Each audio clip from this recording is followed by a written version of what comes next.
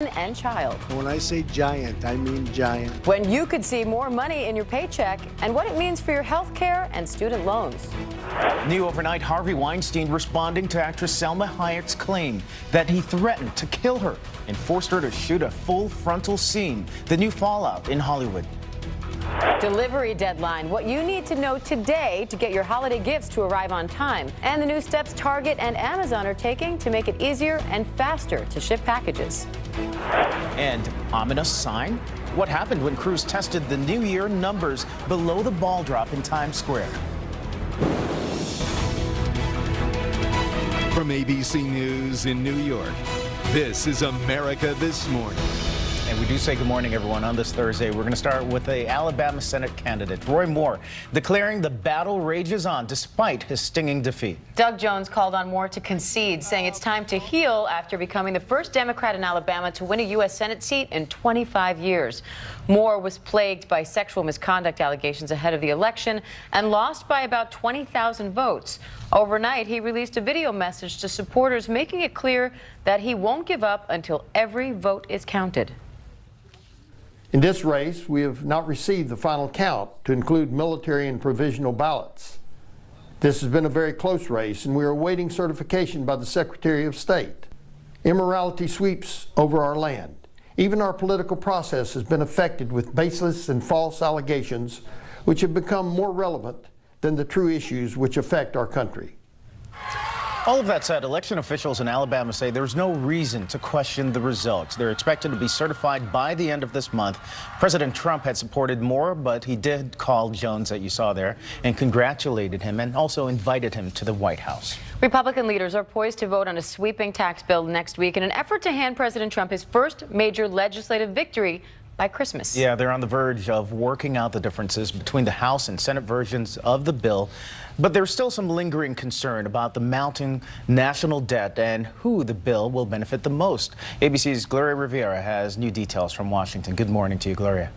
Good morning, Candace. Good morning, Diane. That's right. A lot of concerns about what this actually does for Americans. Could this actually happen? President Trump says if it does, Americans will see more money in their pocket by February. Now, the IRS has not officially confirmed that, but if this GOP tax plan does go through, it would mean the most sweeping changes to tax reform in this country in decades. If Congress sends me a bill before Christmas, the IRS has just confirmed that Americans will see lower taxes and bigger paychecks beginning in February. President Trump touting his tax plan at the White House as congressional Republicans announce they are not there yet, but much closer to a deal. Here is what the House and Senate have agreed to so far. Drop the corporate tax rate from 35% to 21%. Cap the mortgage interest deduction at $750,000, a middle ground between the Senate and House versions.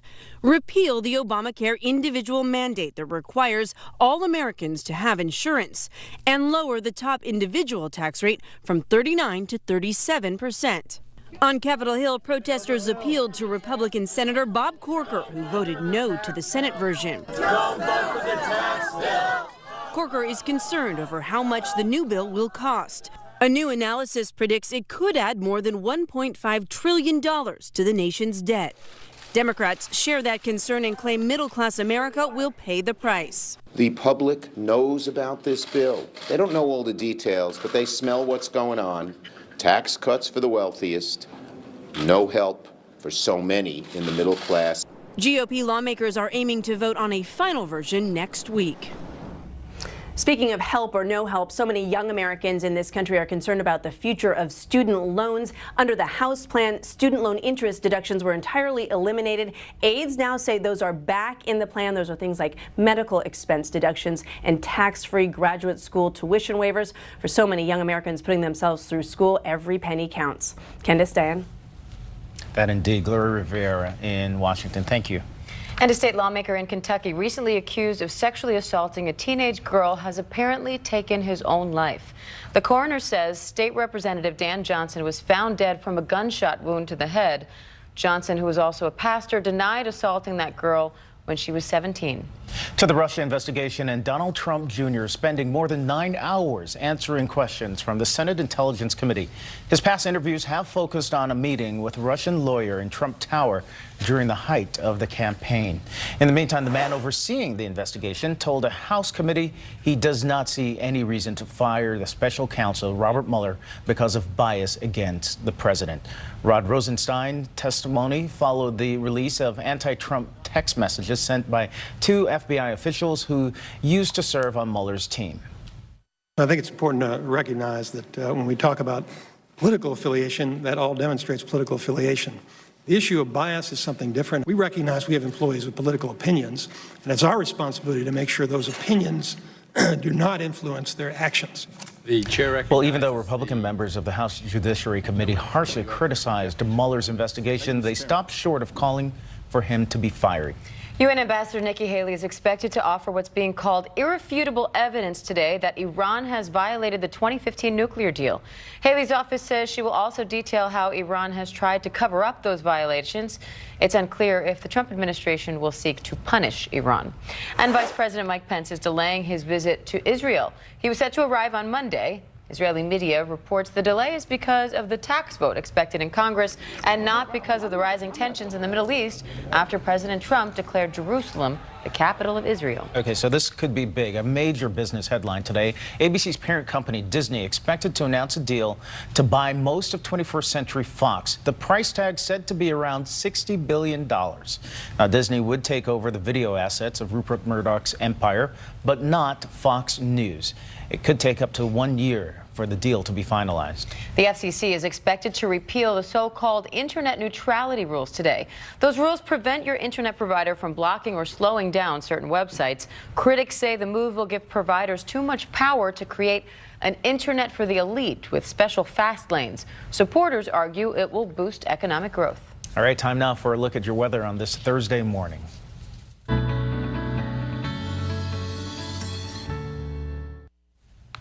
Well, the calendar still reads autumn, but winter has officially arrived there in the Northeast, or at least on the ground there. Snow is covering parts of the Jersey Shore this morning, where a couple of inches are expected. On radar, you can see the storm system there. It is on the move, with snow falling from Ohio to New York City. Only small amounts are expected. Temperatures will remain winter-like in the Midwest and Northeast today, but warm and dry again in Southern California, where conditions are expected to get worse tomorrow for those firefighters.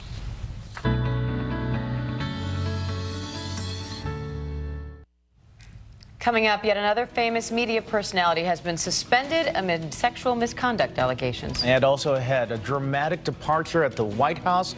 Omarosa is out, but what happened behind the scenes? And today's important deadline for mailing Christmas presents.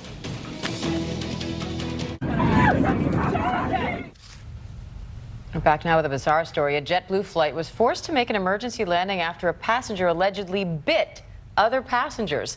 The flight from New York to Los Angeles landed in Las Vegas, and that passenger was removed. An industry trade group reports an increase in unruly passengers with an average of 30 incidents each day, many of them blamed on alcohol. PBS has suspended longtime talk show host Tavis Smiley because of sexual misconduct allegations. Smiley posted an emotional video overnight denying that he did anything inappropriate with a coworker. He claims he never even knew there was an investigation and learned about the suspension from Variety. He says PBS overreacted and he intends to fight back. And Harvey Weinstein is facing a new bombshell allegation of his own. It comes from actress Salma Hayek. She wrote in the New York Times that Weinstein pressured her into a sexual encounter during the making of the movie Frida. She also claimed Weinstein forced her to shoot a full frontal scene and even threatened to kill her. A statement from Weinstein's spokesperson says the sexual allegations as portrayed by Salma are not accurate, and others who witnessed the events have a different account of what transpired. And the Screen Actors Guild has its own response to the harassment scandal in Hollywood. Next month's SAG Awards will feature only women presenters in what's being called a unifying salute to the women who have spoken up. Well, today is deadline day if you want to mail a Christmas present the old-fashioned way without paying for special shipping. The Postal Service says it must be in the mail today to guarantee arrival by the holiday. A surge in online shopping has retailers scrambling to meet delivery times. Target is buying online delivery service Shipt for $550 million to compete with Amazon, which is now expanding same-day delivery to thousands of additional cities. A famous piece of American history is going up for sale. The lock that burglars picked at the Watergate Hotel to gain access to the Democratic National Committee headquarters in 1972 is being auctioned off. Bidding starts at $50,000. All right, well, coming up next, what led to Omarosa's dramatic departure from the White House. Also ahead, a little boy subjected to more than 300 visits to the hospital, and why his mother is now facing charges. And New Year's in Times Square, why the celebration is already off to a rocky start. Again and again and again, and it works for me. So that's Omarosa Manigault Newman in one of her many confrontations on The Apprentice, but there's a new episode of drama, this time at the White House. After less than a year on the job, Omarosa says that she has resigned as a White House aide. The Secret Service denies having to escort her off the grounds, but after she showed up with her 39-person bridal party, things apparently took a turn. ABC's Cecilia Vega has the details. Omarosa has to go. You're fired. It happened 3 times on The Apprentice. Omarosa Manigault Newman is out of a job at the White House. The official line, she resigned, quote, to pursue other opportunities. But multiple sources tell ABC News Manigault Newman was fired. And in a dramatic departure fit for a reality TV star, she was escorted off the White House grounds. Polarizing, to say the least.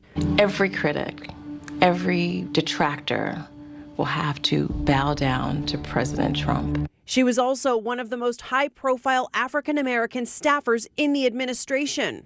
A friend of the boss who could walk into the Oval Office whenever she wanted. That is, until Chief of Staff John Kelly took over. She notoriously clashed with fellow aides.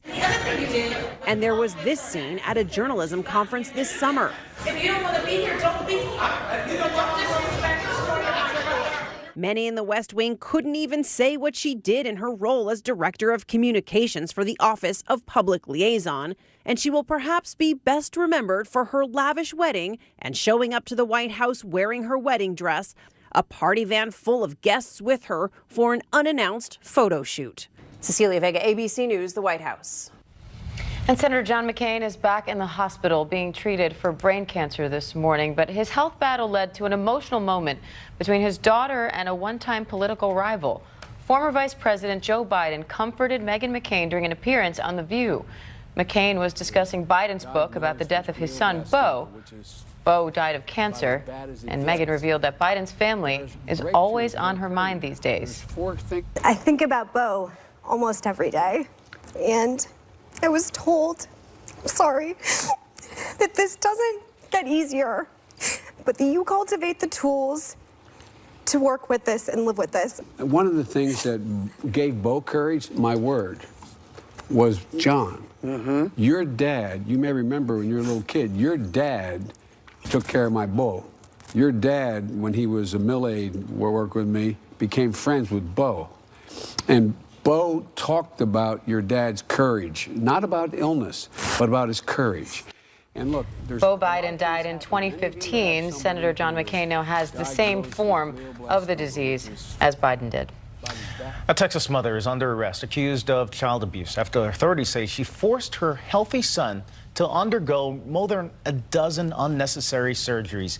The 8-year-old visited the hospital more than 300 times. Doctors say that she claimed her son had suffered a massive seizure in addition to other ailments. The boy's father is now fighting for custody and demanding to know how doctors failed to figure out she was lying. How do you do 13 surgeries and not question the 5th surgery, the 6th surgery? The system wants to believe the mother all the time.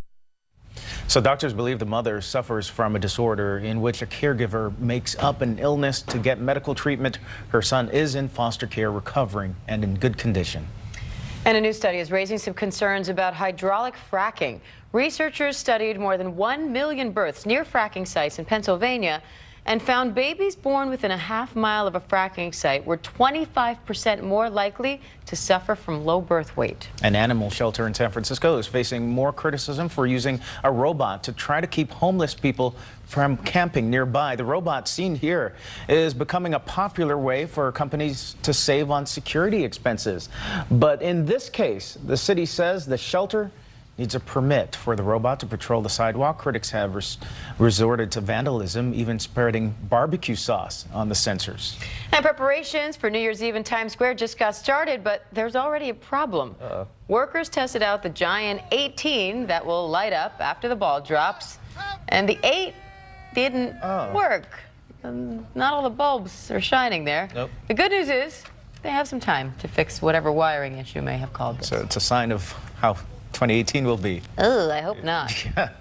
All right, well, up next in the Pulse, the 512-year-old animal that's still alive. Oh, also ahead, why workers at Walmart will be able to spend their paycheck before they even get it. Plus, why being stubborn may help you live longer. Yes. Well, I'm going to be 200 years old. Time to check the Pulse, starting with Walmart, rolling out a new offer for its workers. Walmart employees will be allowed to get paid before their paycheck is officially sent out. They can opt for the early paycheck through a new app that allows them to get paid for the days they've already worked. So they can do it up to 8 times a year. Critics say Walmart just needs to pay their workers more. And stubbornness appears to have some health benefits. All right, well, so a new study suggests being headstrong may help you live longer. Researchers looked at elderly residents of a village in Italy, and being stubborn apparently was a common theme. The report says the lack of flexibility may contribute to their mental health. Researchers say it allows them a sense of control, which removes physical stress. We are in love! We are going to be around for 500 years. See? Okay. We're just not coordinated. Speaking of 500 years, scientists made a discovery in the icy waters of the Arctic. A Greenland shark believed to be 512 years old. It is very stubborn. Yeah, so the shark could be the world's oldest vertebrate. Scientists arrived at this age estimate by measuring its size, which at 18 feet would make it anywhere between 272 to 512 years old. Wow. Greenland sharks typically live to be about 400 years old. They spend most of that time looking for a mate. Man. And you thought your dating life was tough. Exactly. Can we get them Tinder? Now to a 2-year-old Indiana boy who won't stand for anyone messing with his big sister. So 5-year-old Ruby had just started her kindergarten wrestling match when her little brother thought she was being hurt and rushed into her aid. Onlookers at the gym started clapping and laughing. I'm not going to beat up my sister like that. No. His sister, by the way, doesn't look like she needs a whole lot of help. She was doing quite fine. But I do love that. Moore is still refusing to concede to Democrat Doug Jones. He released a video overnight saying the battle rages on. He lost the election by 20,000 votes, but says he's awaiting a final count. State officials say the results are not likely to change. Republicans are on the verge of delivering a sweeping tax package to President Trump after agreeing on a compromise. The president says it'll mean bigger paychecks for Americans by February. Critics argue there have been no hearings and say the bill benefits the wealthy the most. Music mogul Russell Simmons is denying new accusations of sexual misconduct. Published reports detailed accounts from 8 women going back decades. Some of those women claim Simmons raped them. Taking a look at today's weather, it'll be windy and dry in Southern California. Snow expected in the Midwest, on into Western New York as well. The South is looking at some showers and cool temperatures, but 56 in Atlanta.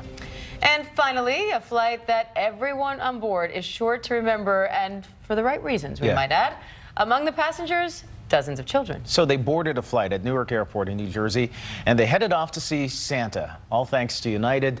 WABC reporter AJ Ross with the details. Ah, yay! Say Santa, we're on the way! Imagine your wildest dreams taking flight and fantasy becoming real. Gathered at Newark Airport Wednesday, a special group of children from Beth Israel Hospital, University Medical Center, and Trinitas Hospital took a whimsical journey all the way to the North Pole. I'm super excited to meet Santa Claus and his reindeer. Santa. As a part of United Airlines' annual fantasy flight, they boarded with teddy bears and passports in tow and took to the skies with a singing Christmas tree, elves, candy, and snacks. Terrence Burr signed up to volunteer this year, but first took the flight 2 years ago with his daughter, who is battling leukemia. Especially just one, all it takes is one day, and to give them hope. And a day like this gives the kids a lot of hope. My daughter likes it. She has a factor 7 hemophilia, and she's enjoying the flight. It's her first time flying, and she's happy, and as you can see. And they were greeted by none other than Santa Claus himself right here at the North Pole. Santa, I'm on your nice list, right? Not the naughty list. You're on my nice list this year. Merry Christmas! For several parents whose children have had to endure so much at an early age, this was a special type of medicine for the soul. And these children have been very ill. And so going to doctors, getting IVs, getting needles, it's a wonderful, marvelous opportunity for them to have this once-in-a-lifetime experience. Such joy. In Newark, I'm AJ Ross, Channel 7 Eyewitness News. AJ posted a photo on her Instagram showing the boarding pass.